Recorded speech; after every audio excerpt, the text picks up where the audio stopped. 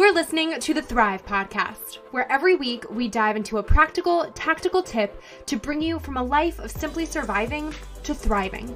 It's personal development for the everyday girl who is done with coasting through her days, done with feeling like she's missing out on the deeper meaning of her own life, and done with mediocrity once and for all.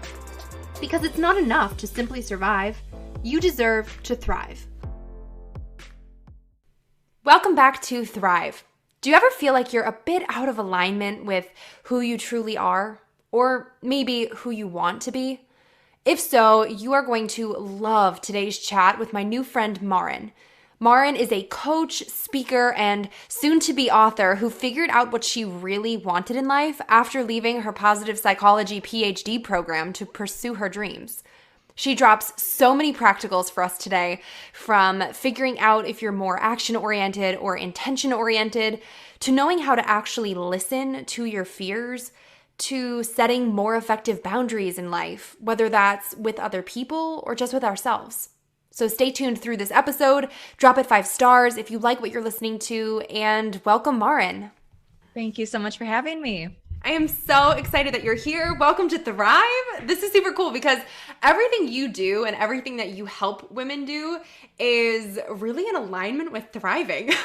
Like stepping beyond what we think we should do to really uncover what we could do, which I think is so cool. So I know you were the only positive psychology PhD in your program in the country. And now you're a coach and a speaker, and you're going to be an author, which is totally awesome. I'm really stoked for this conversation, but fill in the blanks for us. Tell us who you are, what you do, what you're all about. Yes. Well, I love that you used the word alignment in that introduction, because that's kind of the whole crux of everything. It's helping, especially professional women, align with what their true authentic self is. So whether that's time management or financial alignment or career path or relationships, it's all about helping, and especially for women, uncover the voice that we are really taught to kind of suppress and not listen to because there are smarter ways, or whatever the societal influence or the external influence, or us just wanting to people please and to put others' needs above our own, which is a wonderful trait to have, and can really suppress that inner voice that we do have as well. And so my work is to help women uncover that voice. I have a membership program. I have that book coming out in July, very excited about, and I'm a speaker. So I host a lot of workshops and a lot of just encouraging talks. You can find previews of those on YouTube of really getting that voice out there and uncovering the truth that's within us. That's awesome. So I want to talk about this more and break it down because I feel like there's a lot of talk about this out there, and it might leave women being like, okay, but like, what does that mean? Like, all right, getting into alignment with who I'm meant to be or who I want to be. It sounds so awesome, but how do I even know who she is? Or how do I even know where that disconnect might be? Can we break this down? Because I know you're obviously so big on alignment, kind of like across the board in life, whether that's in your relationships or with your finances or with your mindset. So we'll dive deeper into some of those in a bit, but kind of in a more general sense, can you walk us through discerning that and how someone might come to be like, all right, here's where I want to be, here's where I am, how do I get from here to there? How do I even know if I'm not on the right road from here to there? Like, break it down for us. Yes. Yeah. What does this mean? What is the inner voice? And I agree, there's a lot of, especially as the coaching field grows, there's a lot of talk about authenticity, and that's become a buzzword, and hear your own voice and listen to you, and, put you above all else is this conversation piece that I actually think there's a big, really important part of the conversation that gets missed if we stay at that level of the conversation. So I appreciate you asking that question. And so for me, so I have rewind a second. I went to that PhD program in positive psychology, specifically positive developmental psychology, and ended up leaving with my master's, which is actually one of the first big moments in my life where I listened to my own voice and where I aligned with really what my desires and goals and interests and skill sets were. And so with positive psychology, we have the research underpinning of what qualifies a good life. Really, what are the elements here that help to constitute and make up a life of thriving? And so one of those elements is having the autonomy and the self-awareness of what is best for us. And so to ask the big question that you're getting at of what is this voice and what does it mean to align with it? It's my first instinct is like, well, that's always going to shift. And it's not something even necessarily to pinpoint. It's rather how I see it. It's a practice and it is a process and it is a continuous experiment really to say, okay, what do I want in this moment? And we can start like the easiest starting point is just to listen to in this moment, wherever you are, what is it that you want? Do you want to turn off this podcast and listen to someone who's trying to start a conversation with you? Do you want to write down a note? Do you want to take a sip of water? Do you want to stand up from your desk and take a break?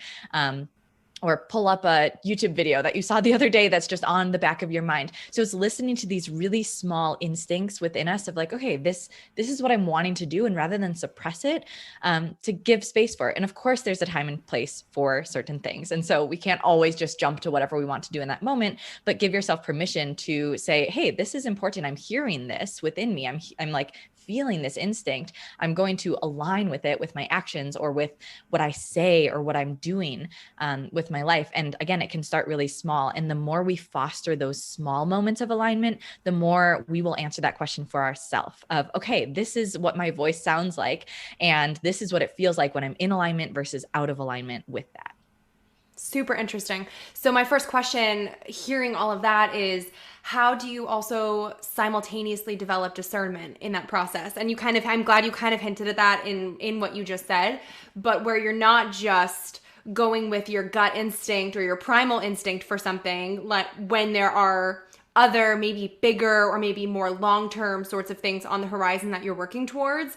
Like my first thought is like, all right, you're on a workout journey or like a fitness journey, and your gut instinct or like your inner voice is going, you can't do this, or I would really rather pick up a brownie and sit my butt on the couch right now rather than do this. So how do you simultaneously develop discernment of what my inner voice is and using it for the good things that you're trying to use it for to kind of deepen your understanding of yourself versus when you're trying to be like, all right, self, like quiet down a little bit now. My sense of logic or my bigger picture has something to say here. So like pipe down and listen instead of talk. Yes, those brownie thoughts are very human thoughts to have.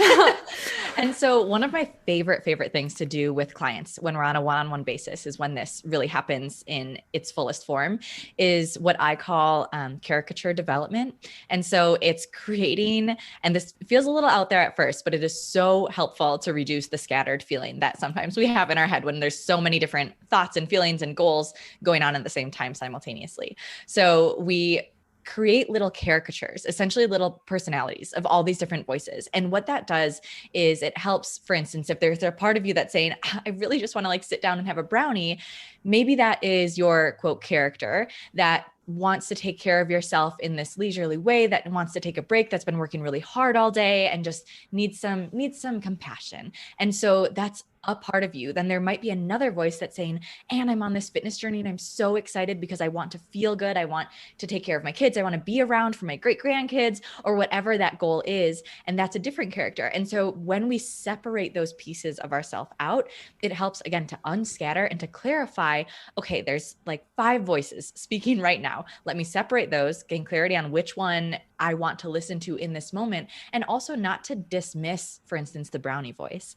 It's not to dismiss that voice or label it as bad or wrong. It's to say, oh, there's a part of me that really wants to be kind to myself as well. How can I be kind to myself without dismissing these other important voices that am intentionally fostering as well? Super cool. So can you give us some questions that listeners can kind of walk through too in figuring out their strengths also? So, or maybe one of their biggest strengths as they're going through this process of figuring out, all right, what is this voice inside me? It's like really such an awesome journey of self-discovery. So in that process, if they're like, all right, I'm hearing my voice a little bit more, I'm knowing a little bit more of what I want, what am I strongest at or best at, or how can I kind of marry this with something that I can then use for the good of myself, my family, my friends, my community around me? What's the next step there? Yes. So a few things are coming to mind. One is I actually have a Discover Your Strength quiz on my website. So we can maybe pin that for podcast listeners. And that specifically differentiates whether we are action oriented or intention oriented as two strengths to highlight.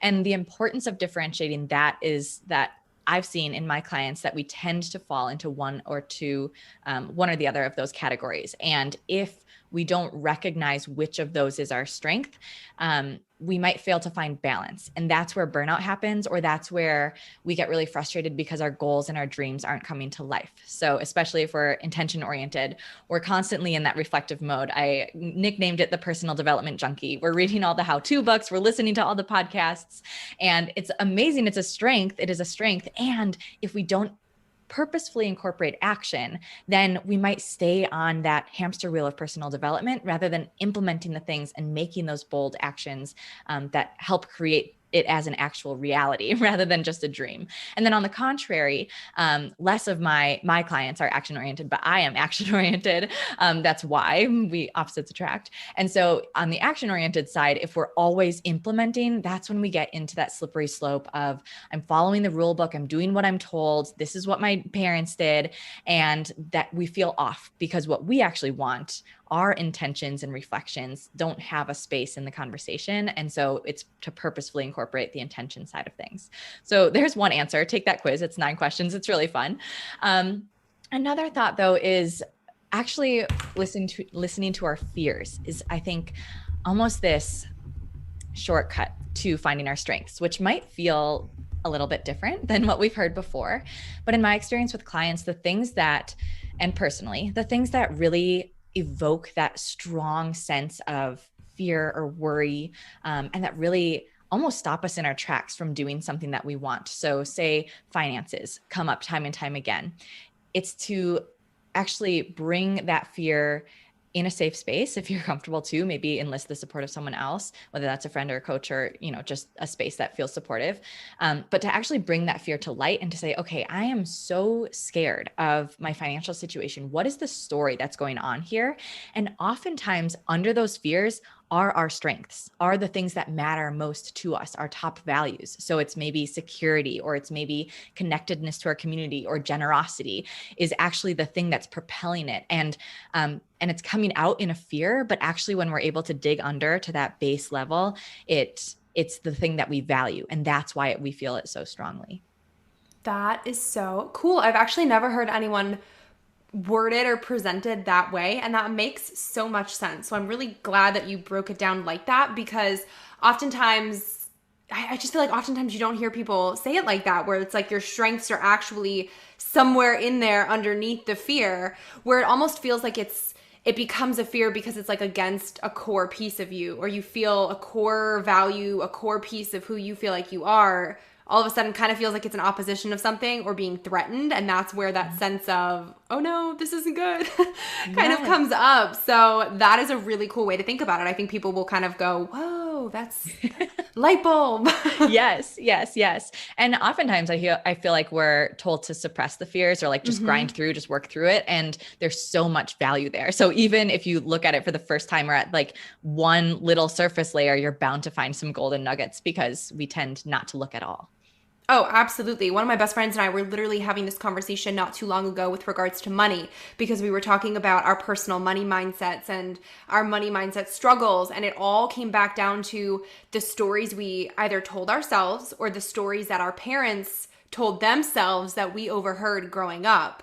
And it all kind of came together, and it was manifesting itself in terms of our own fears of money, or our own weird relationships with our finances as adults now. And when we were breaking it down, we were like, whoa, baby, this isn't actually maybe a logical fear now. This has roots from something else. Not to diminish it and saying it wasn't a logical fear, but basically to connect the dots between, okay, this actually is tied to something else.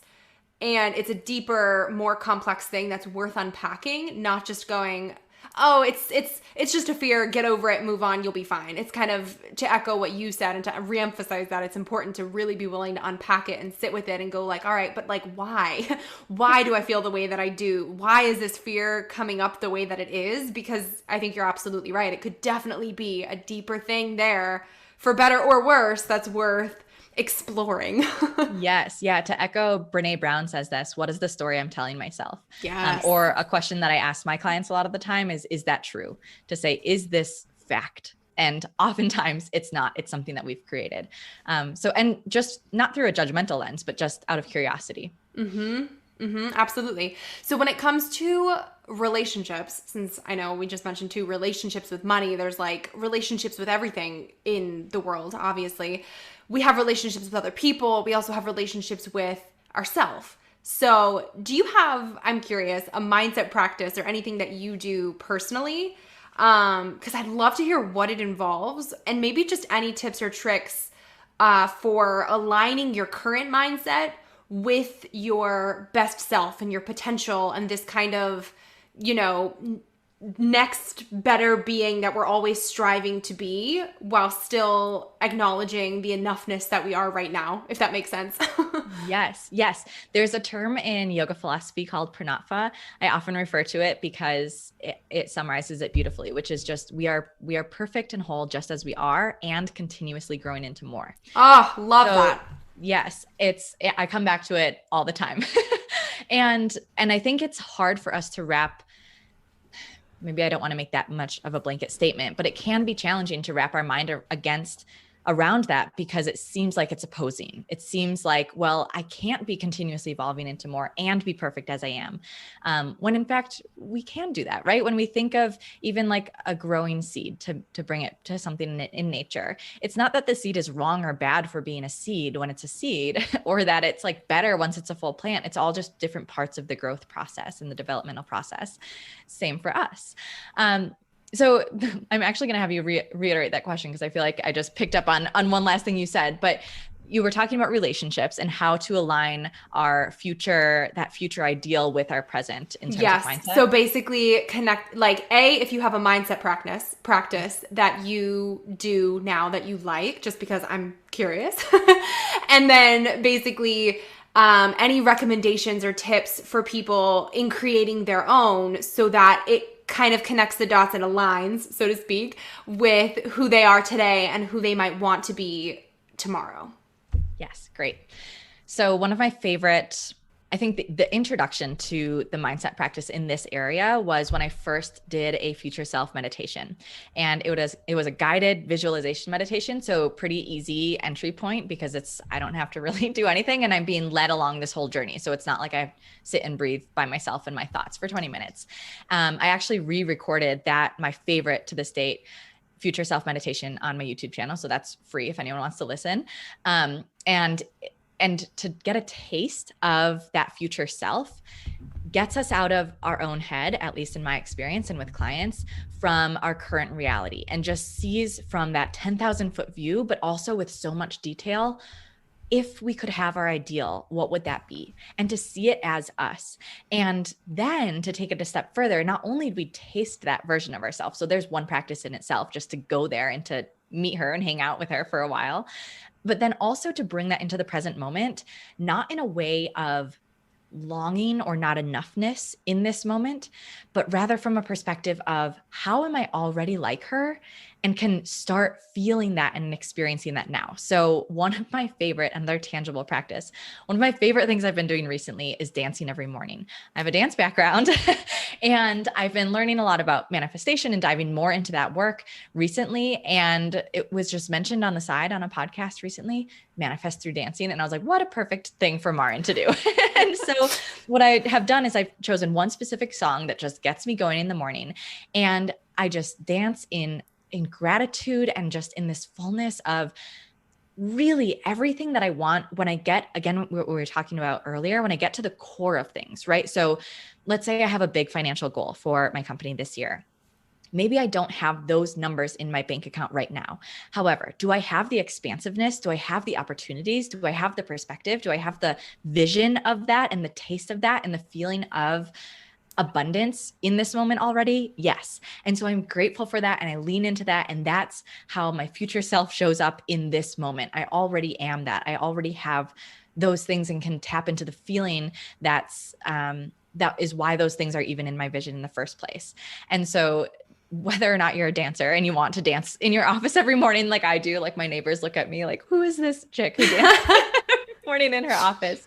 That may not be your jam, but to find a way to bring in that gratitude and to bring in that connection of where you want to be and where you are, and how we can actually narrow that gap by saying, again, going to the core of things, I have what I want in this moment in some way. And that doesn't mean that we're not also working toward the manifestation of that in a different way, in a different physical reality. But there's a part of it that exists here and now.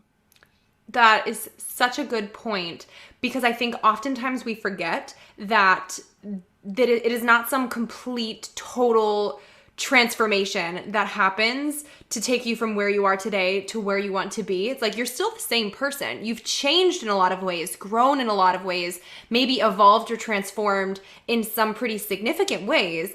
But there are definitely still core traits of who you are that will carry with you to who you are going to be and who you will be. So I think tapping into that is such a smart way to kind of also help you really feel enough in who you are right now, because it's way less intimidating when you kind of think of it like, no, like you're already that girl. You're going to grow, you're going to learn, you're still going to change in some ways, but hello, that's called life. Like I sure hope we're all still growing. Otherwise life will be really boring for the next however many years we're on this planet.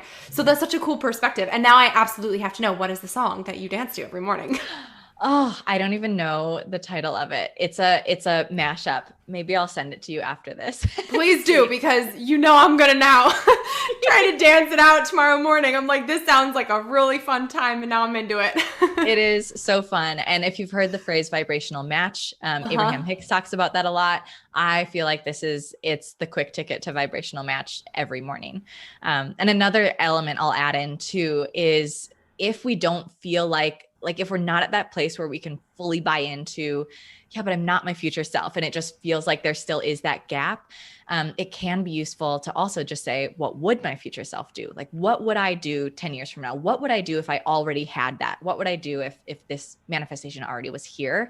And then live as if that were true. Of course, within some bounds, but we don't give ourselves enough leeway to step into who we want to be in this moment. And we actually have so much control and potential to do that already. Ironically, I literally was just talking about this with someone yesterday. I kid you not. So this is like crazy timing. But I read this in a book on habits. It might be Atomic Habits. I couldn't even tell you exactly which habits book it was. But the author was essentially talking about how one of the quickest ways to actually form a good new positive habit is to trick your mind into thinking that you already are that kind of person. So instead of having something, going back to like the working out metaphor, instead of having something on your to-do list, oh, I have to work out, training your brain to think, I am the kind of person who does work out. I'm a yogi, I'm a runner, I'm whatever. So instead of saying I have to run, switching that one little thing to I am a runner, all of a sudden your mind treats that differently. Even if you don't immediately believe it, your subconscious does. So that's a really powerful shift for people to make. I think you're absolutely right. There's we don't give our brains enough credit for the power that it really holds sometimes.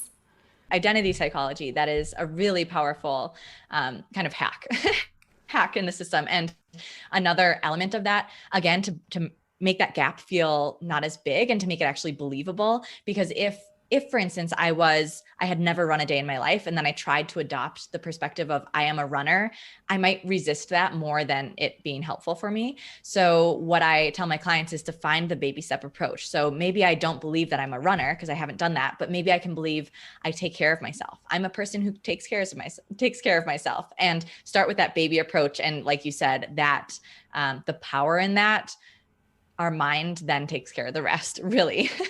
Absolutely. So once someone's head is in the right space, so to speak, how do you recommend best structuring the day ahead to kind of complement how you think and what your strengths are and the direction that you're now heading? Beautiful question. I run a time management techniques workshop that's very, very popular. And inside my membership program, we focused for an entire month on creating our ideal schedule. And just like everything that I lead and every perspective that I coach, it ultimately comes back to you and what works for you. And that said, there tends to be certain themes, I would say. There tends to be certain themes into how days can be structured best. So notice for yourself, and I call this a time inventory. Take a time inventory. What's working? What's not? When do you feel like a task is giving you energy? When do you feel like it's draining energy? Likewise, your day structure as a whole. When do you feel like you have energy? When do you feel like you're losing energy? And start to play around with those as different puzzle pieces to kind of input. So for me personally, I feel most creative in the beginning of the day. And so all of my creative tasks, whether that's, creating content or filming videos or anything that is really independent for the most part of me, I put those in the morning and I reserve that in the morning. I do not allow any appointments to be scheduled at that time. I really hold that as a safe, sacred space for me because that's when I most thrive for creative independent projects. And then I found personally that there was this dip in my day around 3, and that isn't uncommon either. A lot of us have that dip. And so instead of trying to fight through that part of the day, I actually pause and I take 1 to 2 hours off between 3 and 5. And again, this is what works for me. But for me, I was like, I want to get up and move during that day or do something that's not sitting at my desk because otherwise it just drags on and I get nothing done because I'm just procrastinating and I'm frustrated.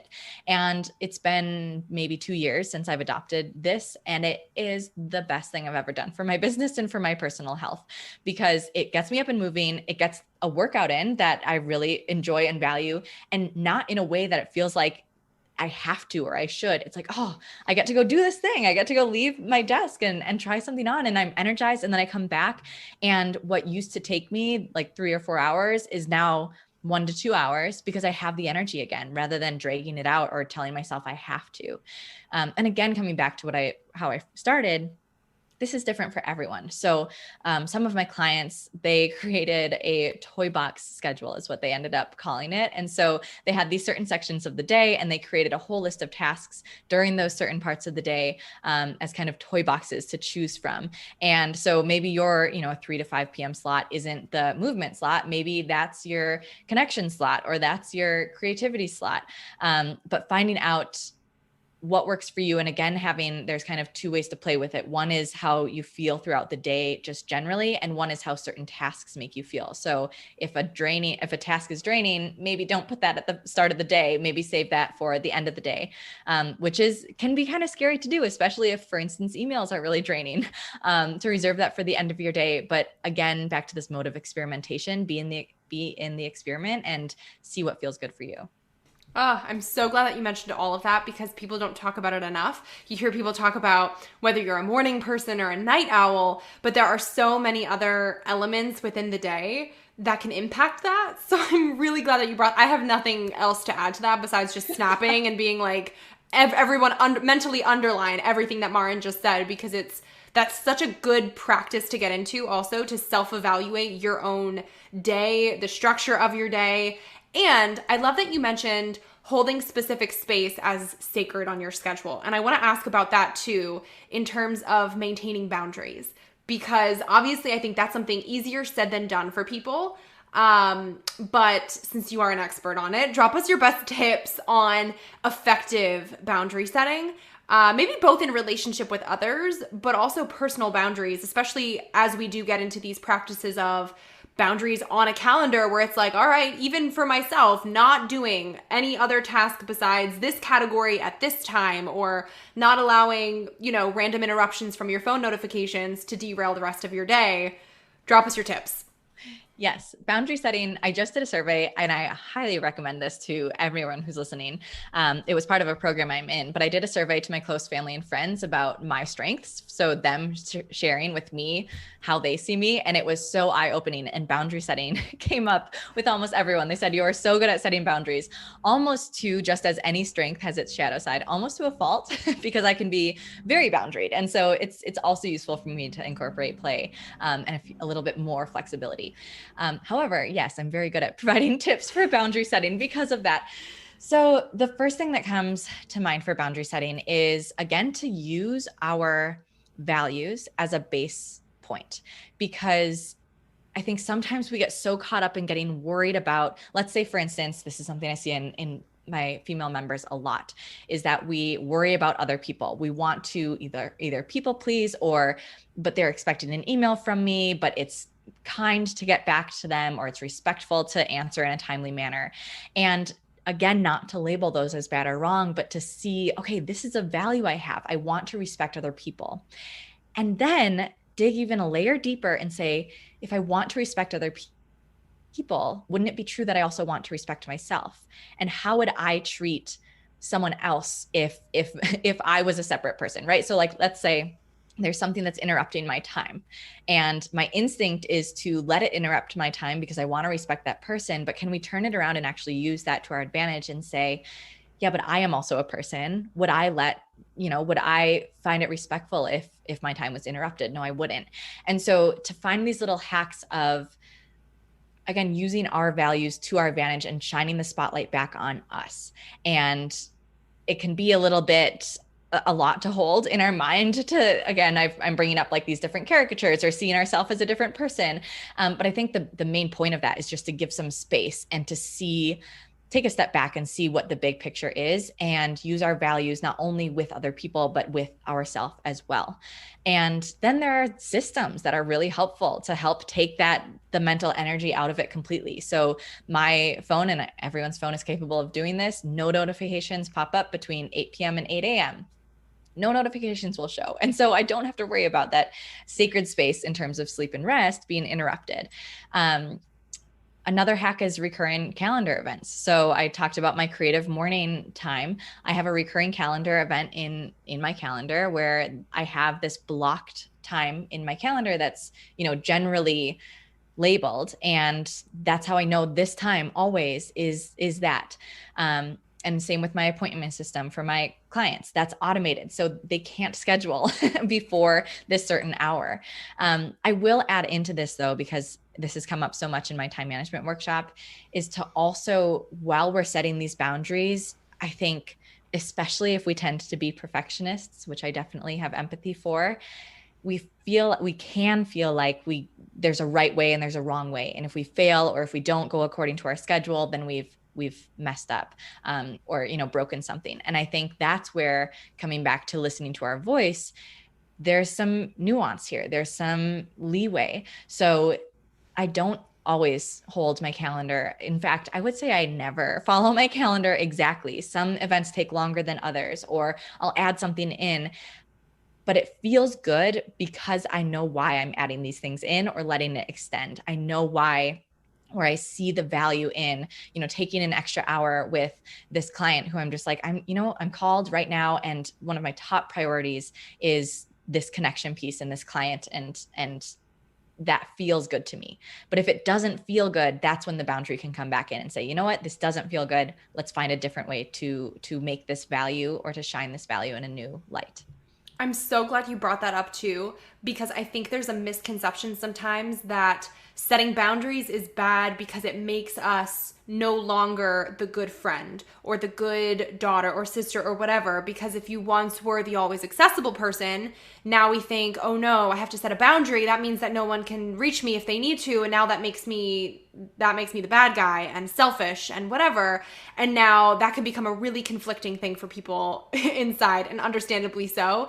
So I love that you mentioned, you're still going to be using your gut, and it's not going to be this perfect formula all of the time. That's a staunch line in the sand where nope, it can never change, never flex, whatever. It still gives you the grace and the space when you need to hold that for people or for yourself or for whoever, to flex that boundary if and when the time is right. You just really have to trust your gut and be, I would say, a little bit strict and discerning yourself. If you're falling into more of more of like the people pleasing, or if it's something where you're like, no, this like genuinely needs to be flexed and I'm okay with it and it feels good and it feels, how it should be. Right. And to your point, and to that example, which is a great one, is if the feeling is, no, I want to be a good friend, like people have liked me for this reason, ask yourself honestly, if you, for instance, negated one of the boundaries that you really wanted to set for yourself. So let's say you made an appointment with yourself at the gym because you have this goal for yourself to take care of yourself in that capacity. And a friend is kind of intervening and saying, well, let's go for coffee instead. That instinct is, I want to be a good friend. They always expect me to say yes. I'm always down. But if you showed up to that coffee date knowing that you'd prefer to be somewhere else, are you actually showing up as the good friend that you want to be? Likely there's going to be some resentment. There's going to be these mixed feelings. You're going to feel conflicted. You're not going to feel fully present. You're going to feel down on yourself the next day and therefore not show up as a good friend with someone else. So really think about the why. And again, going back to your base of values, and see the bigger picture and say, how can I be a good friend and still stay committed to what I really genuinely want to do in this moment? Yes, I have had that hard conversation with girlfriends a few times. One immediately just popped into my head of someone who was in a wedding of another friend and really was not loving the experience. And then she, instead of talking to the friend about it, she would just come and talk to me about it. And I was like, here's the deal. I know you want to be a good friend to this person, but I think they would care more about the fact that you're now talking crap on them behind their back to me than they would if you just came to them and had an honest conversation about what you're not loving about the process that you're in. And it's like people forget, you get so hung up on, but I'm trying to be a good friend, that you end up not really being a good friend in the process. So I think checking in with yourself like that is so important and would actually probably help keep you more in alignment with who you're trying to be in every sense of the word, as you go. Yes. Yeah. And those conversations are uncomfortable for sure, but it's also uncomfortable to do something that you don't genuinely want to do. So choose your discomfort, and get support when needed to practice those conversations. Yeah. So speaking of alignment in relationships, how can listeners practically assess really all of the relationships in their lives right now and determine which are maybe in alignment versus out of alignment? And then once you kind of have done that, where do you go from there? What do you do with that information when you're like, all right, this relationship feels good and this relationship, not so much? Oh, yeah, that hits home for me because I mentioned the PhD master's switch as one of my biggest enactments of alignment in history. One of the first times I really stood up for my voice and my authentic desires. Another was an intimate relationship I chose to leave, not because the person was bad, not because the relationship was even bad, but because I had the space and the honesty and the vulnerability to reflect that it wasn't best for me and therefore not best for either of us. And it was really tough and is still really tough years later. And again, that's a part of the conversation that I don't think is often talked about is the grief process that happens when we align with what's best for us and pursue our dreams. If we choose something new, we inevitably lose something else. And to create space and compassion that we're going to feel that grief, and still simultaneously hold the trust that it's worth it because we know that there's something else better for us or there's something else more aligned. And another quote that really helps in that trusting process is what is best for me is also best for everyone else. Same with those examples that we just gave about showing up for our friends in a way that's truly, genuinely authentic. When we don't show up in a way that's best for us, when we stay in something that's misaligned, whether we notice it or not, whether we think other people are noticing it or not, it comes across. And so again, it's uncomfortable for sure. And can remain uncomfortable for maybe years, choosing otherwise, choosing alignment, choosing what's best for you. And it's so worth it because then you're not in this place of friction and you're not in this place of, maybe the fallout of being in, for instance, a relationship that isn't aligned with your best self. And therefore a whole array of things can happen, and unintentionally hurt yourself and others in the process. And so I want to start with that, in that this is a serious and can be a heavy place of reflection, because whenever alignment includes someone else, includes relationships, there's another human involved. So there's just more feelings and they're amplified. With that, I think our bodies are really, really useful, especially if it feels like there's so much mud and it feels like our minds are really scattered. Like, I don't know how, I don't know, because there's so much emotion involved. Really tune into your body. How does it feel when you're around this person? That gut feeling is a true feeling, and more research is coming out about our gut intelligence. If you get this gut feeling that something is off, it doesn't necessarily mean that the relationship is off. Maybe it's just one component or something that needs to be said or shared, or that you want to express or shift slightly. But really listen to your body. Do you tense up? Do you feel relaxed? Do you feel expansive and excited? Or do you feel limited and confined? And another component, and this will be in my book in July, is to also allow some space, not only compassion in once you've made the decision, but compassion in that space between knowing and acting. And even if you know that a relationship is out of alignment, or a different relationship is in alignment and you want to pursue something, but it feels kind of scary and giddy, it's okay to also take space and say, yeah, I know what's best for me, and not yet. Like, I really just need some time to sit and build the courage and gather a support system and know that I have a net to fall on the other side.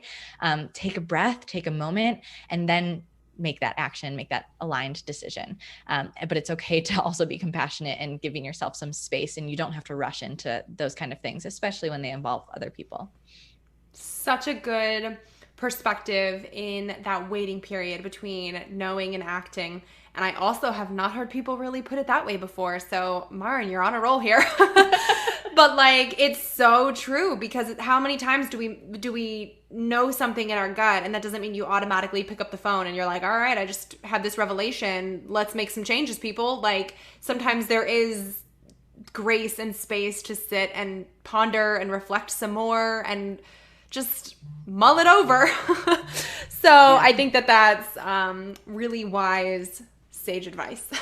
Yes. Yeah. And not necessarily to keep ourselves in this space of a hamster wheel thinking, because that can also get exhausting of like, is it the right decision? Is it the right decision? Is it the right decision? That can be more strenuous than it has to be. But rather to say, okay, I know in my gut, I hear it. I hear that that's the right call. I need a little bit of time until I act in alignment, and then set it aside, take a breath. Be nice to yourself. I think you worded it that way though too, so nicely, yes. Where it's not this period of going back and forth in doubt, but rather just allowing yourself time to feel a little bit more ready for the conversation, not rushing into something that doesn't need or doesn't deserve or shouldn't be rushed. So I think you worded it so beautifully the first time, where I didn't even think like, oh, are you wavering back and forth, or are you going back on it, or you're unsure? Like, no, it's you know what you know, but it's just not diving headfirst into now acting on that. And just, if you're not fully, at that place personally, where you're now ready to jump off the deep end with an action. Yes. Totally. All right, Marin, I got to ask you something that I ask everyone who comes on Thrive, and that is, what does thrive mean to you, and how do you strive to thrive in your everyday life? Thriving for me is experiencing the fullness of life, which not only means the expansion and the joy and the elation and gratitude and those good giddy feelings, which are wonderful. It also means the deep heartache and the sorrow and the grief and the loss and the sadness and the empathy and all of it. It's experiencing all of it and being open to all of it, and finding maybe not even necessarily meaning in all of it, because maybe there are some things that we just can't understand or won't fully be able to comprehend in this life, in this state.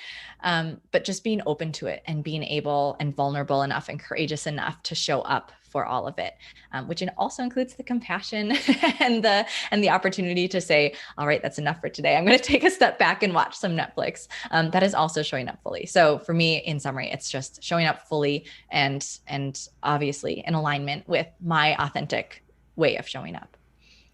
So good and too true, where you absolutely need both sides of the spectrum to appreciate the other. And people forget that too often. We're like, I don't actually know what that truly on top of the world feeling feels like if you don't also have the rock bottom feeling to kind of complement it on the other side. So what a beautiful perspective.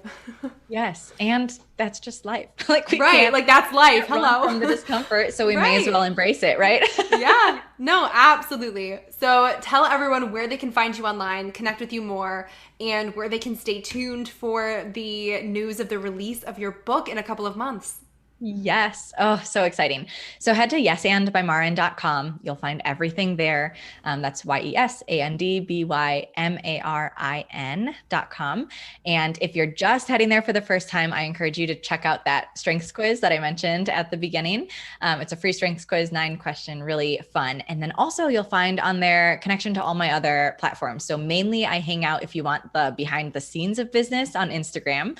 Check out my stories on there. And there's also some daily quick alignment tips that you can find on that. And I also release a YouTube video every Tuesday for free alignment trainings.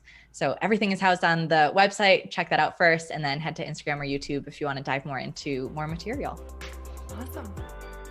Wait, before you go, make sure you're subscribed to never miss an episode of Thrive. Drop 5 stars on your way out if you like what you just listened to, and come join the party on Instagram at thrive.podcast to stay inspired and thriving all week long. Thanks for tuning in. It's your time to thrive.